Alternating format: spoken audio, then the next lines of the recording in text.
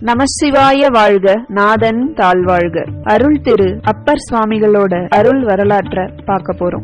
சமயக்குறவர்கள்ல ஒருவராவும் நாயன்மார்கள்ல ஒருவராவும் சிவபெருமானால் அன்போடு நாவுக்கரசர் என அழைக்கப்பட்டவரும் நாமெல்லாம் இன்றளவும் கேட்டு அனுபவிக்கிற தேவாரத்தின் பெரும் பகுதியை நமக்கு தந்தவர் திருநாவுக்கரசு எனவும் சிவபெருமானின் திருத்தொண்டு வளர்வதற்கு காரணமான நெறியில் நின்று உலகம் வாழும் பொருட்டு வரும் ஞான தவமுனிவரான வாசீகர் எனவும் வாய்மை விளங்குவதற்கு ஏதுவான பெருமையுடைய திருப்பெயரின் சிறப்புகளை பெரிய உலகில் அதை எடுத்துக் கூறுவதற்கு ஒரு நாவுக்கும் உணராத யான் சொல்ல முயல்கிறேன் என்கிறார் சேக்கிழார்.